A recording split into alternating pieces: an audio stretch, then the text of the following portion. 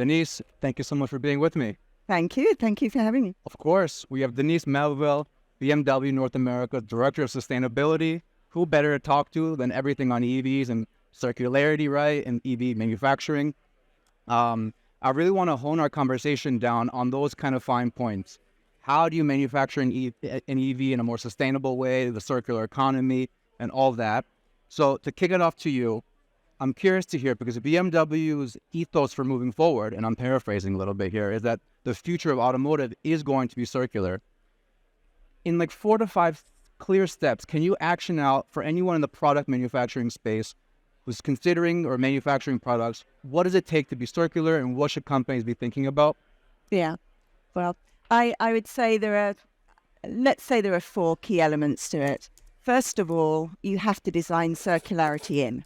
Yep. If you don't start with that, it's going to be very difficult at the end of the process to manage it. So that is absolutely what we do in terms of EVs and combustion engines too. So everything that we do at BMW is not only applied to EV, it's applied across our design range and all of our series. So design it in first. Secondarily, take out pollution and waste out of your manufacturing process. That is something that every organization can do. It's not specific to automotive.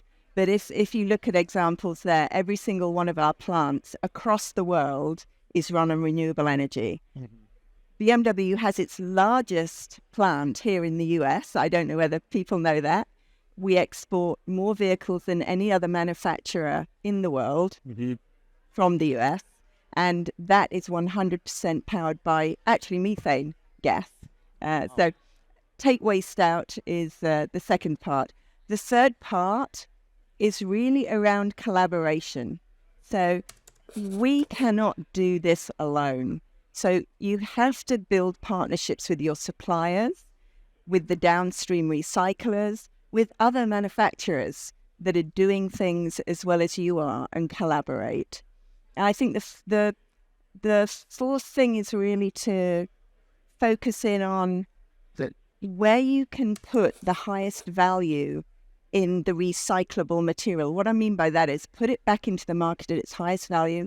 If you can remanufacture a part, so I'll give you an example. Many of the parts that come off vehicles when they go to be serviced at a BMW dealer come back to us and they get remanufactured as new and put back into the supply chain. A lot of people don't even know that, and it's a cheaper option. So they should think about that and ask about it next time. So yeah, they're the 4 things really. It's always impressive because the automotive sector has been almost like the OGs of a circular economy, based around repurposing, selling parts, second life of a vehicle. The used market is the largest market of vehicles, more than the new market of vehicles, right? Yeah, it's big. Yeah. So what are you learning? What does it take to build in circularity into a traditionally linear manufacturing process typically? I think from an automotive manufacturer perspective, you have to think about everybody that is involved in that process.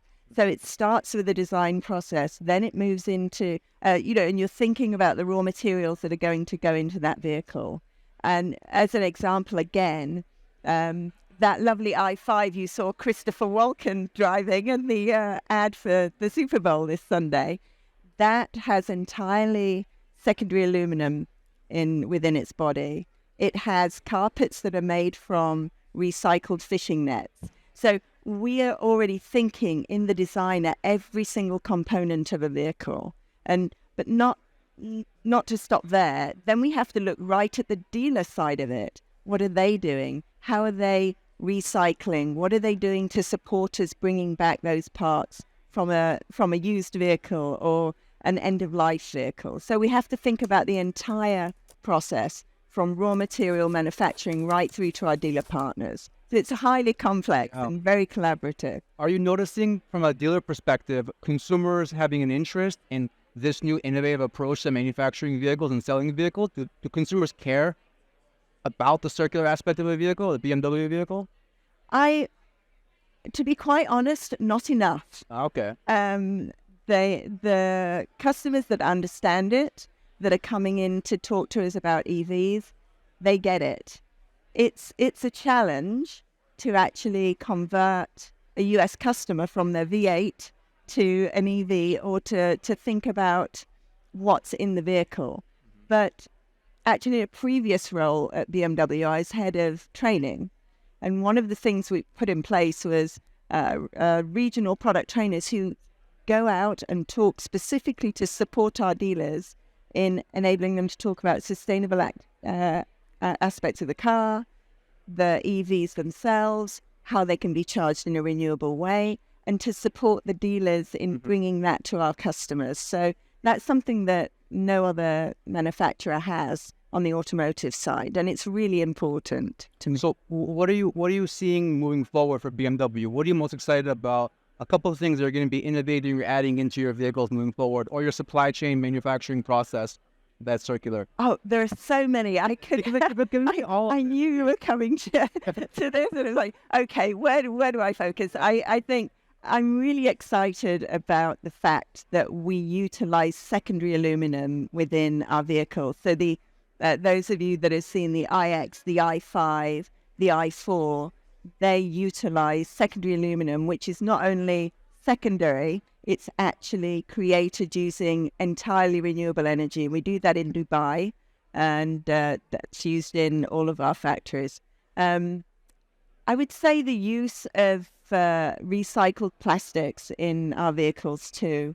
The fact that we're taking fishing nets and ocean plastic and turning that into the carpet that you have in those vehicles. The fact that we're working with suppliers not only on the vehicle, but think about the things that come out of the vehicle, the oil, re-refining oil that comes out of that vehicle, and it can be re-refined 8 times and still be the same quality it was originally. So it's all of those aspects. I mean, I'm going to talk later on a panel, but I'm really excited about our tire recycling process that we will put in place. Tell me more about that. So our dealers and BMW will recycle every single tire that comes off of BMW. No other manufacturer is doing it. Today, I don't know whether, again, the audience know, but 380 million tires are sold in the US every year, and around 10 to 20% end in landfill. Can you believe that? I mean, that's well over 30 million tires. They're clearly avoidable. Clearly avoidable. It can be done. So we're putting in place a process whereby not one BMW tire, whether it comes off at a dealer or a factory or a used vehicle, will go into landfill in future. And I'm so excited about that. It's going to be such an initiative. That's amazing. It'll be done by the end of the year. That's amazing to hear. So, I mean, this is my final question for you then.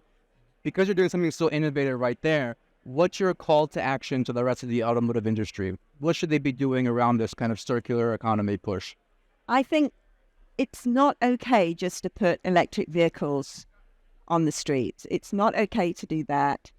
Everybody has to look at their ICE, their internal combustion engine vehicles, their EVs, and look at where they initially, where they're going to recycle, how they're going to remanufacture, and work together on platforms that we can share with our suppliers to work to move forward together. I think collaboration is crucial, but start at the beginning with your raw materials, with the design. That's what I would say, and then work forwards. Well, thank you so much, Denise. I really appreciate your time and giving all this insightful insight from BMW's perspective.